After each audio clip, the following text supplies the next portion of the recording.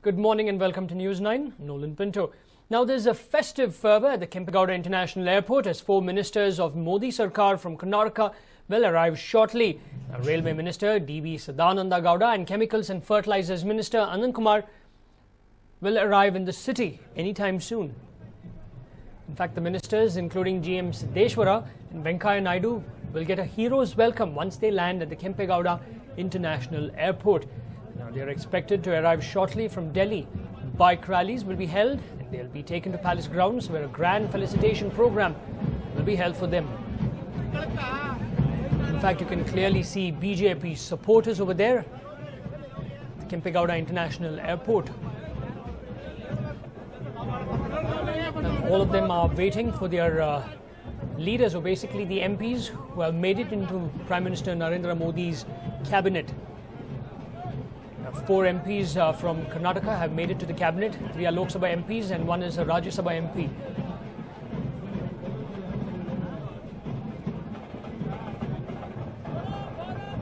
While D.V. Sadananda Gowda has secured the Railway Ministry post, Anand Kumar has secured the Chemicals and Fertilizers post. GM Siddeshwar is a Minister of State. And Venkaiah Naidu has also secured a very prominent ministerial berth. In fact, security is tight. You can see the police personnel already present.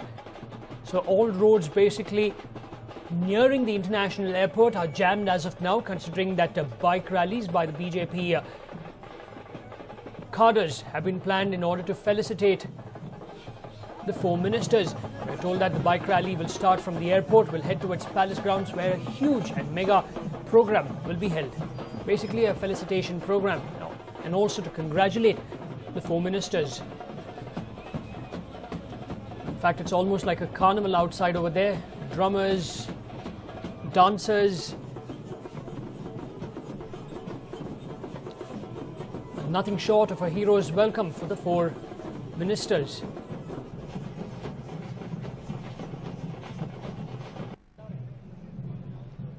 Senior BJP leaders as well as cadres from the state unit all standing there waiting near the international airport to welcome the 4 ministers.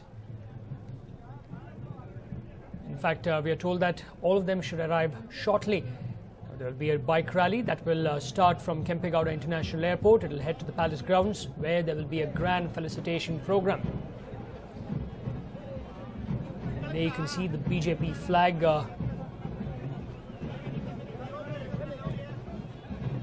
being held by party cadres.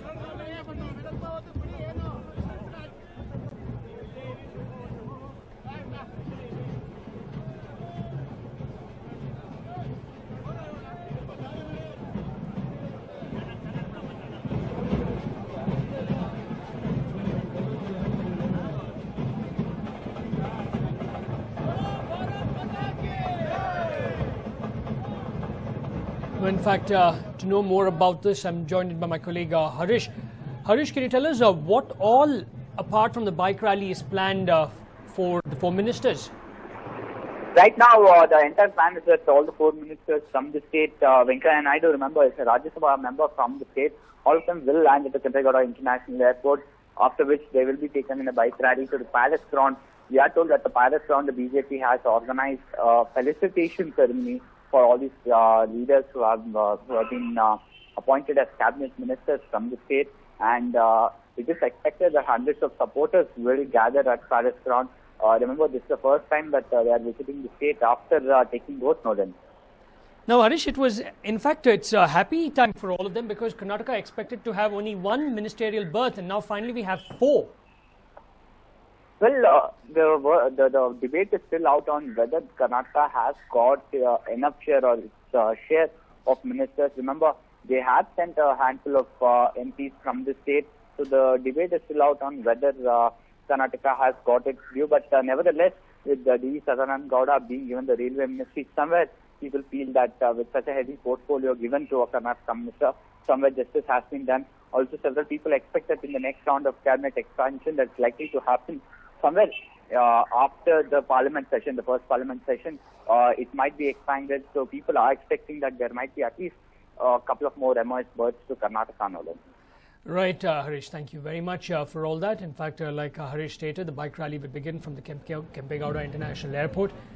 You can see, hundreds of BJP cadre waiting to welcome four heroes, basically four MPs who have secured a cabinet berth or ministerial berths in Team Modi.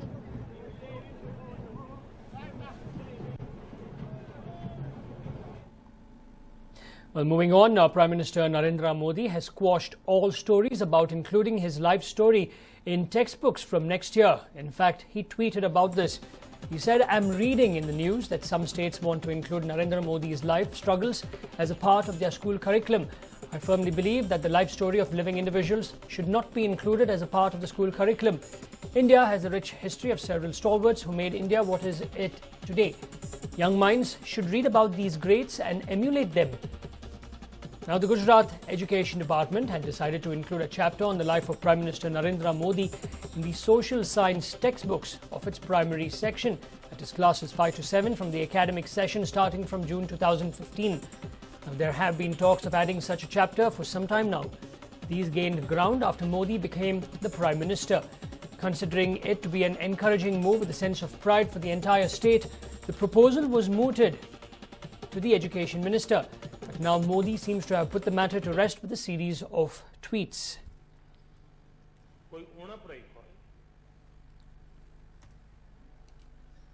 In fact, Prime Minister Modi has quashed all stories about including his life story in textbooks from next year.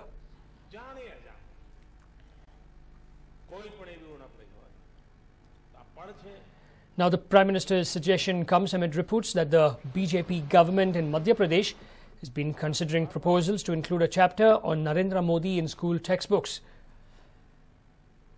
Now, the Madhya Pradesh School Education Minister Paras Jain had earlier stated, and to quote him, "School textbooks already have chapters on biographies of freedom fighters and even prime ministers who have done well. So a biography on Narendra Modi in textbooks will inspire students, as he has had a humble beginning as a tea vendor and now he has become the Prime Minister," unquote. Now, Chandrababu Naidu is all set to meet Prime Minister Narendra Modi anytime now and other union ministers in New Delhi. The Andhra Pradesh Chief Minister designate will discuss various issues about the state before bifurcation. Naidu would first meet Union Water Resources Minister Uma Bharti to discuss the Polavaram multi-purpose irrigation project issue. Later, he will seek special status to Andhra Pradesh for a period of 10 years and not 5 years as incorporated in the Andhra Pradesh Reorganization Act 2014. He is also expected to press for an ordinance in this regard. In fact, he's heading over there. He's already landed at the airport. We saw him leaving the airport. We're told that the meeting with Prime Minister Narendra Modi should take place anytime soon, but he's heading over there with a list of demands. Topping that wish list, sources tell us, is the fulfillment of the centre's promise that special category status will be granted to the Seemandhra regions, which will form the residual Andhra Pradesh when the state of Telangana is born next week. Well, apart from that, Prime Minister Narendra Modi and a galaxy of leaders, including chief ministers, are being invited for the swearing-in ceremony that will take place on the 8th of June. Chandrababu Naidu will take the oath at 7:30 in the evening, and the first file to be cleared will be on farm loan waiver. The invitees list includes Union Home Minister Rajnath Singh, Punjab Chief Minister Prakash Singh Badal, among other dignitaries. He is also extending invitations to Tamil Nadu Chief Minister J. Lalita, Odisha Chief Minister Naveen Patnaik, and the Chief Ministers of BJP-ruled states of Chhattisgarh, Madhya Pradesh and Rajasthan.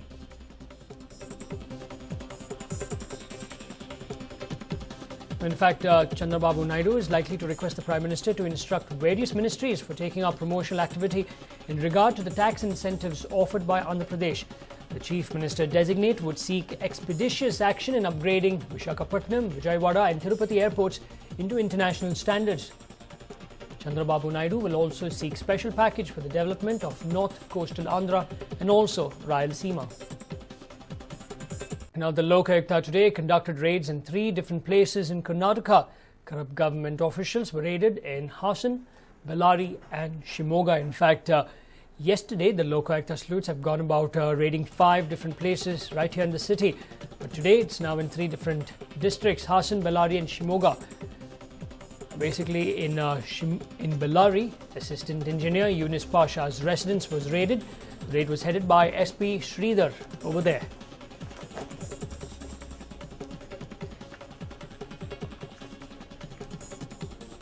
Well, raids were also conducted at 3 different places in Shimoga. Apex Bank President Manjunath's residence was raided. Raids were also conducted at Sharavati Nagar, Tirthahalli and Karakunchi villages in Shimoga, where the raids were headed over there by SP Nagaraju.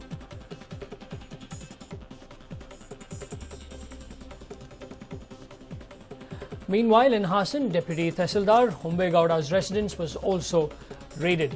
So basically in 3 different districts of the state, Lokayukta sleuths began their raid early in the morning. They're told that it will go on till late in the evening. Hassan, Bellary and Shimoga. While in Bellary, it's being headed by SP Sridhar. In Shimoga, the raids are being headed by SP Nagaraju.